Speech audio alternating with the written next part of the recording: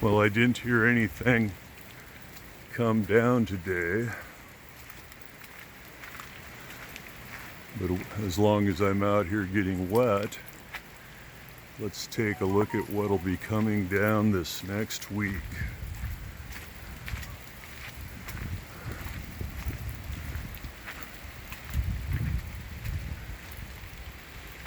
And that's them right there. Nobody's kept the ivy out of those for the 35 years that I've been here.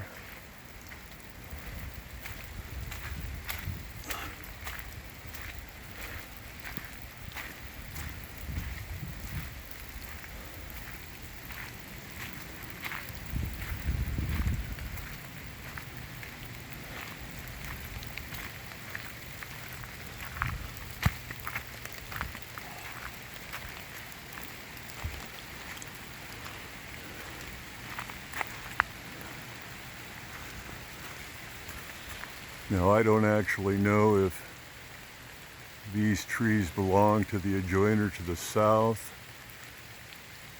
or one house further down. That one is on the west side of the ravine. That one may be in the center. These are definitely on the 29th side. And I was down there about 5 or 6 years ago, and where these trees come together, there's probably 2.5 feet of compost with ivy and all sorts of bugs growing in the center of these clumps. And if you follow that tree up to about there, that branch loaded with ivy probably runs out 30-40 feet over the chain link fence, and it is on the verge of coming down now.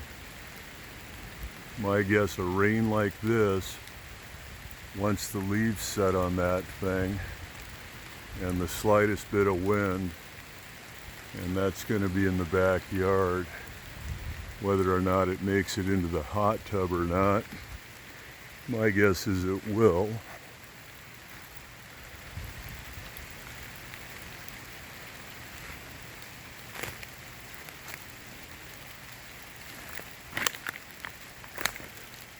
And for those of you that don't know, this is my lower backyard, complete with rocking chairs.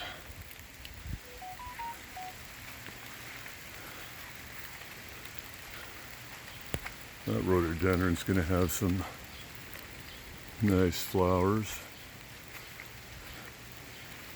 The circular patio. For some reason, this camellia isn't going to have a single flower this year.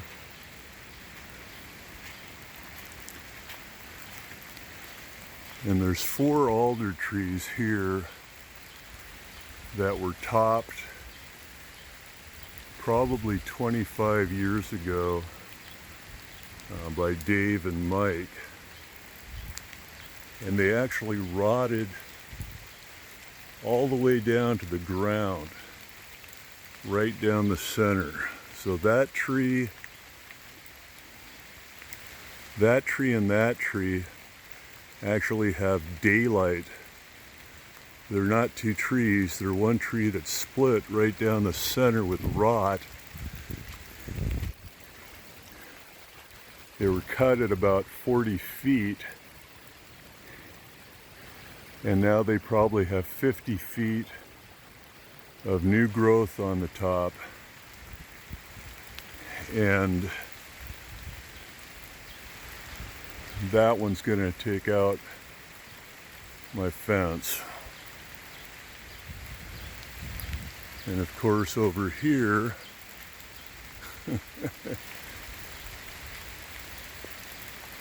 Dan Harden's property. And until I got on him about it 4 or 5 years ago, you can see up there, nobody's kept the ivy out of them. These maple trees abutting my property, even though they're on the other side, I kept the ivy out of them. That might go down while I'm walking up the hill. Now these make for absolutely great wildlife habitat for the owls and raccoons and woodpeckers. But that tree should be snagged at about 30 feet.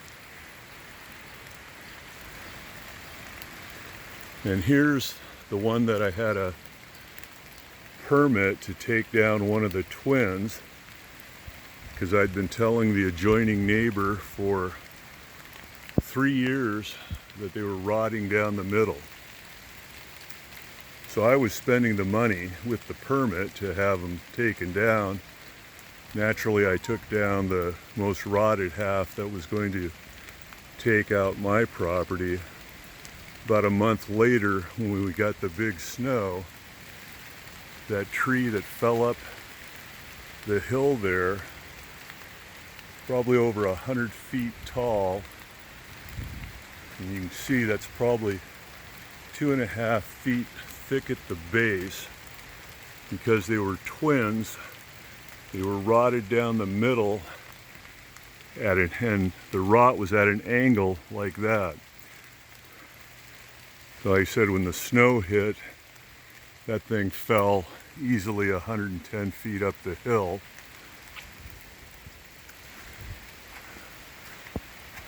But what do I know about what trees are going to do out here on the ravine?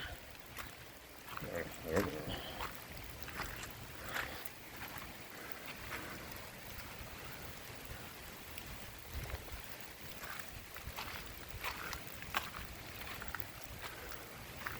Sure glad I put in some places to sit down when I didn't need to.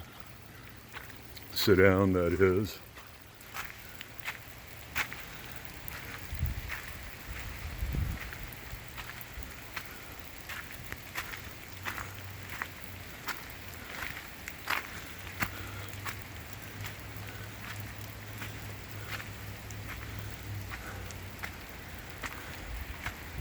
So if you've heard a neighbor putting me down because my entire front yard was gravel,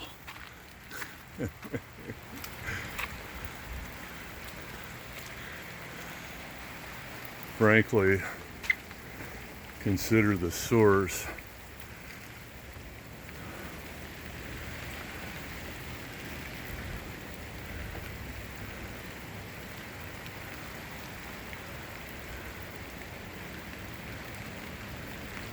And hopefully I can get Julie's lawn put back in.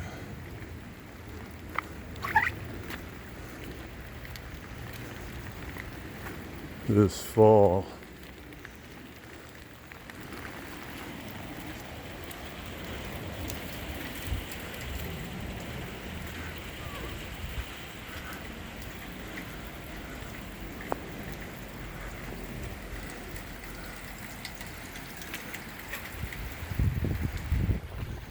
And to make the tour complete,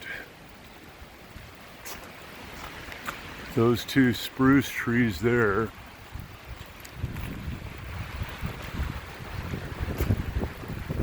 and these 4 70-foot, maybe 75-foot Norwegian spruce trees were leftover living Christmas trees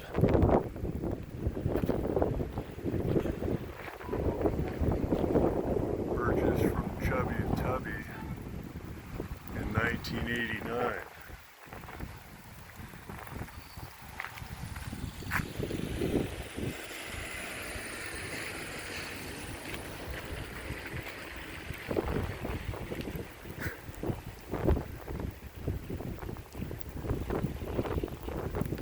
cost the taxpayers 40 hours to accomplish nothing. And I finally gave up, and in about an hour of shoveling yesterday, got rid of 90% of the problem. There used to be a sandbox located right there. In fact, when one of the SPU crews was out, they commented there should be a sandbox here, and I pointed down and said there was.